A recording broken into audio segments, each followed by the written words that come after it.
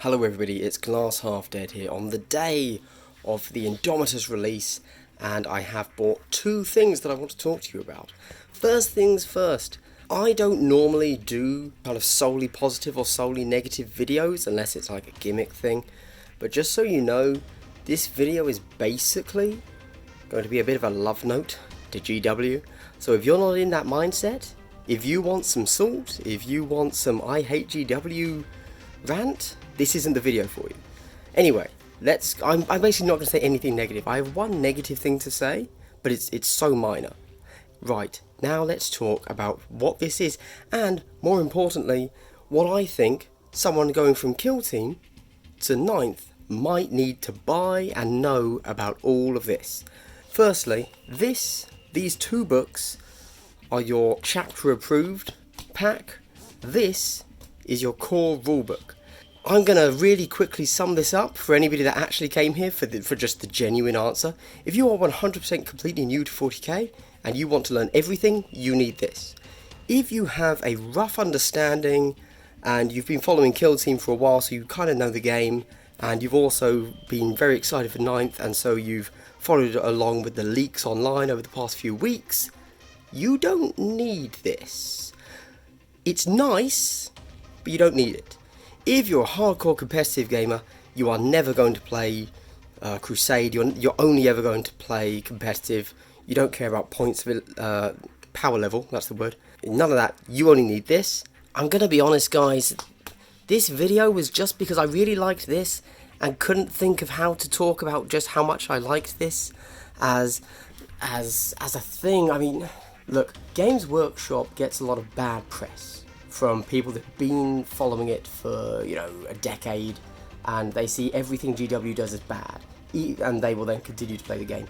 Or they get a lot of really good press for no reason, like GW will come along and they will do something that every other company is doing. They will do something that is the absolute basic industry standard thing to do, right?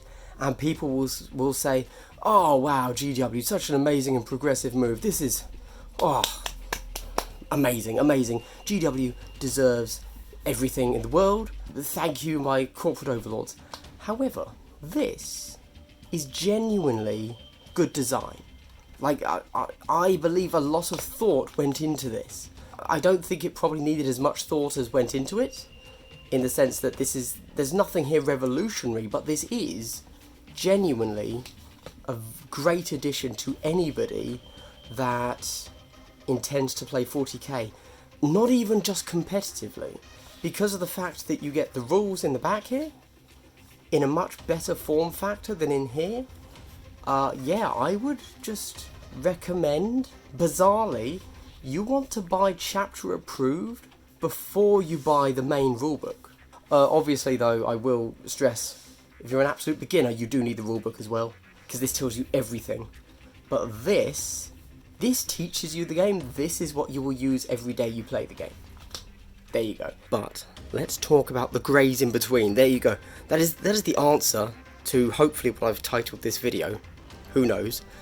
That is the answer. Now let's get into it a little bit more. So when you buy this chapter approved, you get two books. This, your Munitorum Field Manual, is just points. Just nothing but points. It has all of the points for everything from your 8th edition codexes, but it also has Forge World, which is pretty cool. Now, I personally really like this. Obviously this isn't new for GW, they did this in the last chapter approved, etc. Except they've given it to us in a smaller form factor. Good, but if you have Battle Scribe, you're probably never going to look at this again. Okay, cool.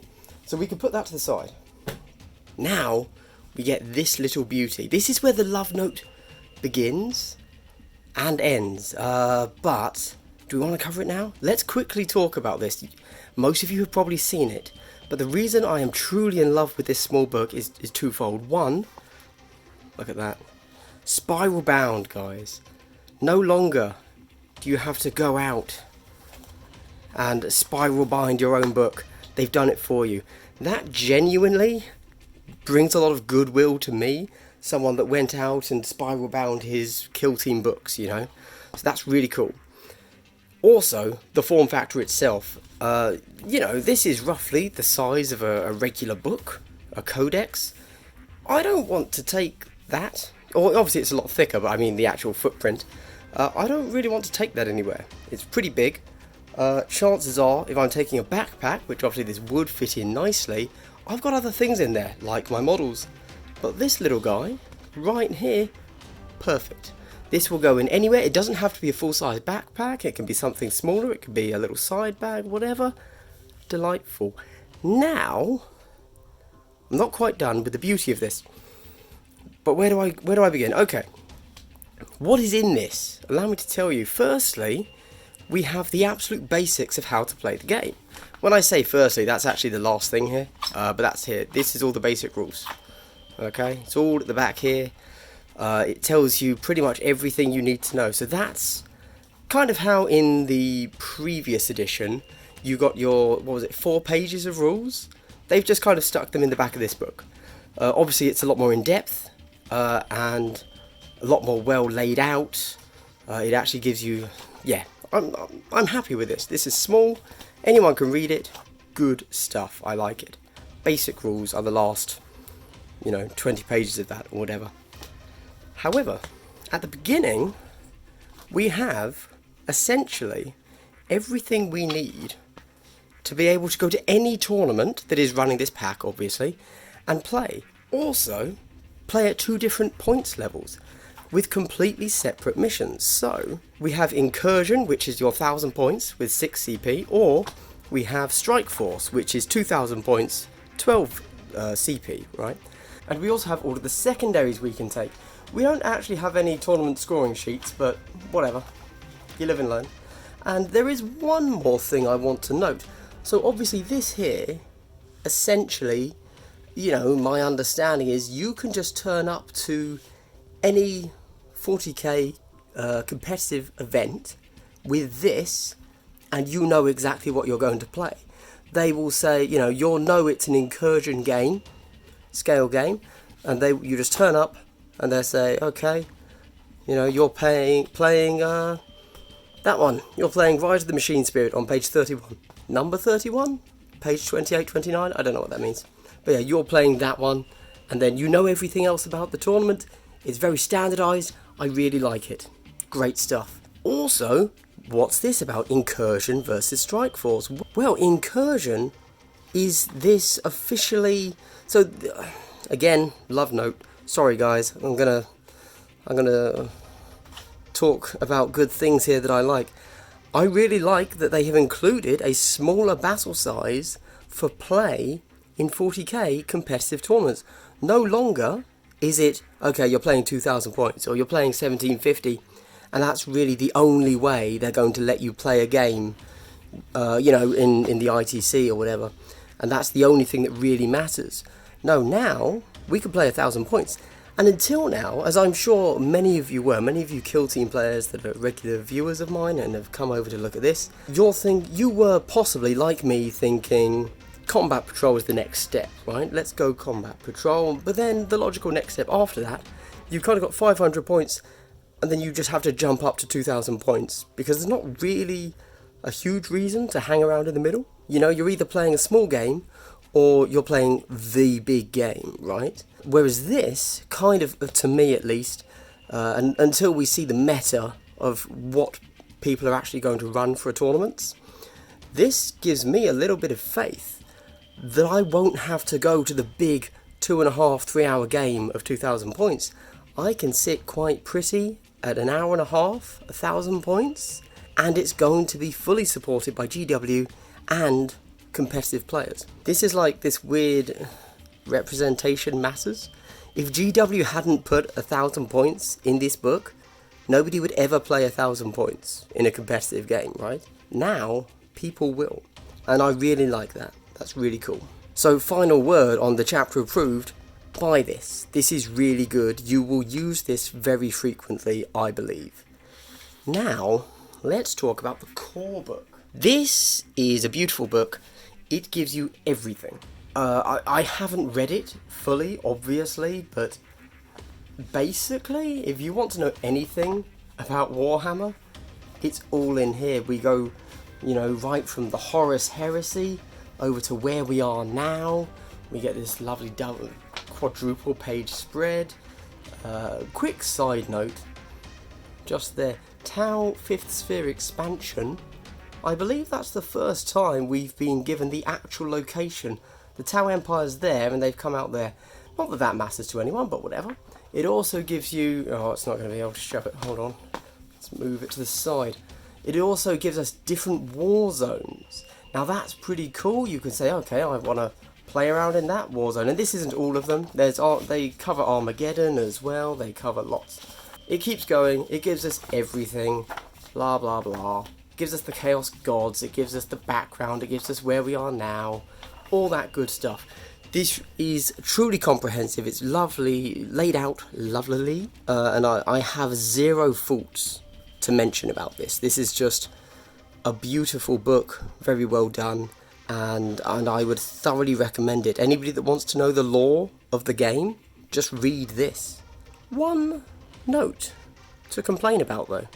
This is my single negative. In here we have every single faction, right? It goes through and it tells us the Tau, it tells us the Chaos, it tells us everything, right?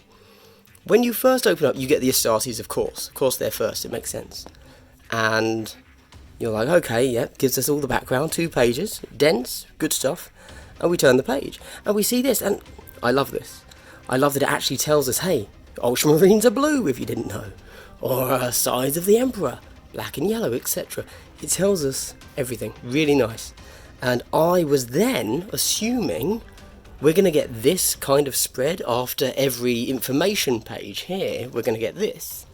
So we turn the page, and we get Deathwatch and Grey Knights.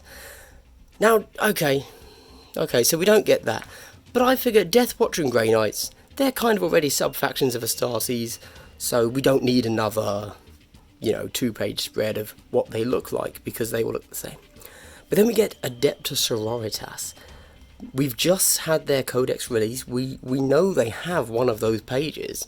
So are we going to get a the Order of the Ebon Rose and all that? No. So we get another Warzone. It's like, okay, well maybe Warzone Pariah was particularly relevant to the sisters. Let's try again. Okay, Custodes. Well, they don't count, do they? They don't count. Okay. Right, there's some artwork. Cool. Astra Militarum. One of the most customizable factions in the game. You can run just about anything you want and say that they are Astra Militarum, regular Imperial Guard, right? So what are we getting on the next page? We're getting the Savlar Chemdogs, we're getting the Tilan, we're getting the Vostroyans, we're getting the Tanith, we're getting everything, right? Acadians, obviously. Because that's awesome, and... okay. Well, we didn't get that. Then, okay, we've got another war zone, which is... Armageddon's cool, that's fine. Okay, okay. Anyway, I'm going to stop going through now, because it turns out, for some reason, GW decided to only give us that lovely 2-page spread of the different chapters for all the sub-factions for Adeptus Astartes. Now, don't get me wrong, these are lovely pictures, of course they are, they're from GW, these are beautiful. I still would 100% recommend this book to pretty much anybody looking to get into the game, right? If you are genuinely, you're so ingrained in the Warhammer universe that you don't need to read any of it. If you know every single faction, if you don't want to play Crusade, if you don't want to do anything apart from 2,000 points competitive, then you don't need this book. Wait, did I just double negative it? What I'm saying is, if all of that stuff is the only thing you want to do, you don't need this.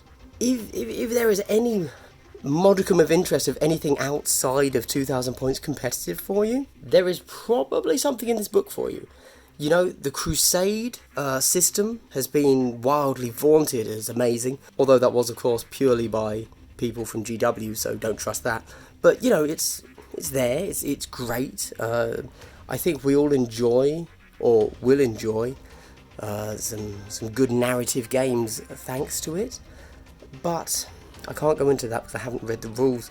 It's quite possible you are now seeing on screen a video of my recently painted Tau with some lovely bases and some tokens and measurement gauges and VP and CP turn tracker stuff. Primarily I'm just hyped because I think they look really awesome and unique.